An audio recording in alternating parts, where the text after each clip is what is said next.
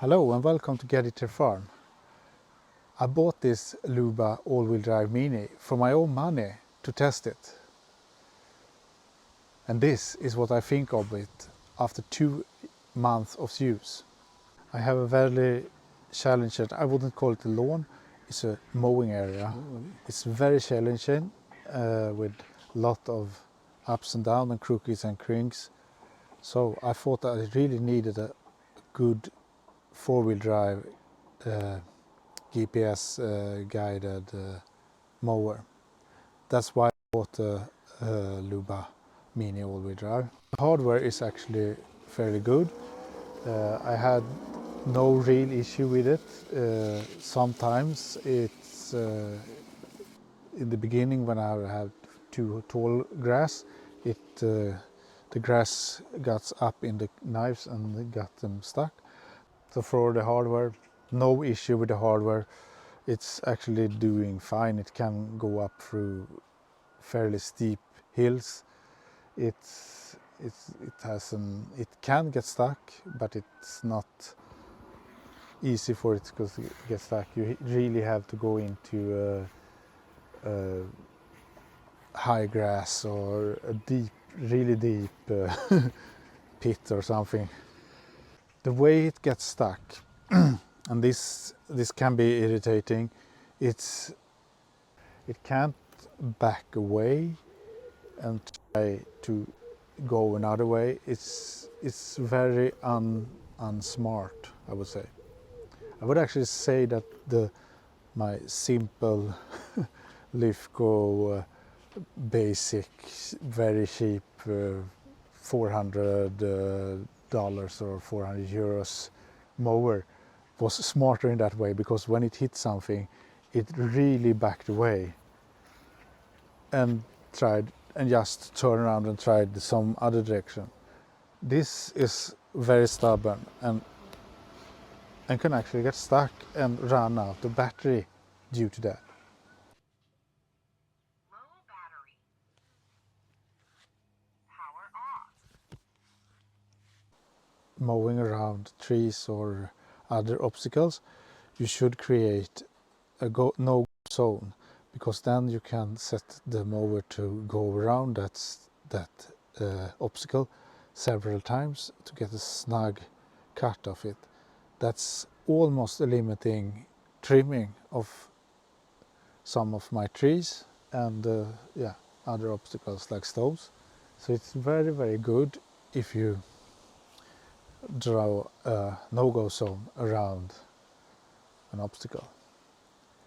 A problem with that is that if you have a temporary no-go zone, as around my flowers that comes in the spring, I want to remove that zone later during the year, but I can't go in and delete it. I can't go, it's almost not useful, I think, for temporary zones. You have to do the mapping several times to get that right. Actually, I would like to see that you could change your zones in the app directly, so that you could go in the app and draw change a line or add a barrier, as you do on your cleaner. You just can go in and draw a line, say don't go over this line, or avoid this zone, or draw a line, say don't go over this line, or avoid this zone, or whatever. You have to be out with the mower at the site to draw or make any difference. I had a big issue with it not going back to the charger. It got stuck in the middle of the lawn, just stopped. We're like, oh, I have an obstacle, but there was nothing there. So I had to carry it at each time it was going back from this area up to the charger. I had to carry it 2 or 3 times a day. It was hopeless. I sort of think that I've solved it by creating a channel that goes from this area and up through the other area into the charger. So now the mower is following that in a more it's a more comfortable way, not so steep and not close to obstacles. So it has actually works, and I changed that. So that's a good tip. If you have a problem where it got stuck for no reason, create a channel. Even though you have interlocking zones, create a channel, and it will sometimes, at least, it will try to follow that channel instead of going in a random stupid way and get stuck for something that it like think it's seeing. Yeah, you need a Bluetooth connection to run the mower with the remote control. That's fine. I would prefer that you don't have to do that, that you just could run the mower sitting in your sofa or at the office and just use the camera and run it. But for some reason they don't allow that.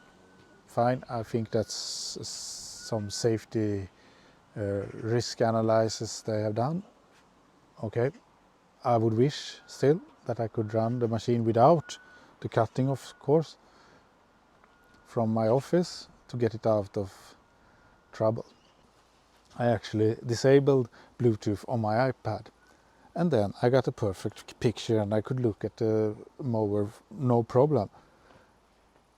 So what's this about? Only connect with Bluetooth when you need it, Mamotion. Only when I'm trying to operate the mower or remove that feature altogether. It's fine with me. But don't try to connect every time, and don't use that as your main transfer of information, video or yes, position or whatever. So that could be better. It works fine when I've disabled Bluetooth on my iPad. It's worked perfectly. I can look at the mower as long as I want and with good quality. So actually a good thing about this boundary wire free mower is that I can have several areas a bit away from the garden. I have one up at the stable and at the, I call it the weld area where I have the well, water well. So I have it, I've created a schedule for that. So when I open the gate, I can push, run the stable or the front area or the well area. And then the mower can go out and you do that.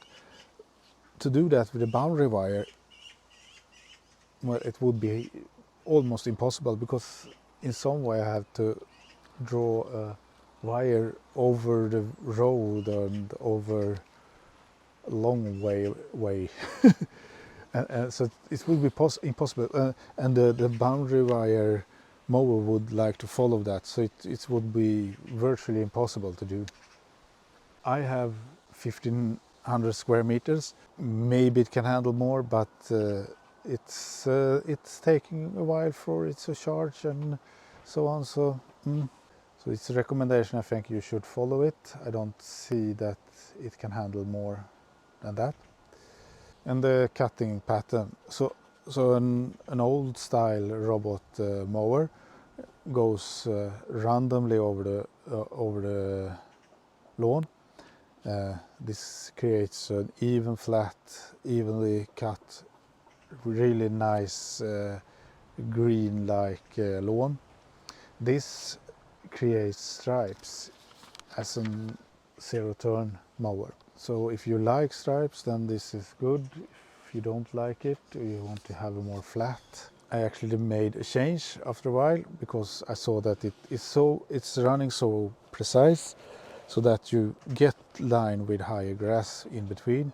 So I actually made it randomize the cutting angles to get a more even cut and get all the grass cut each time or every second time.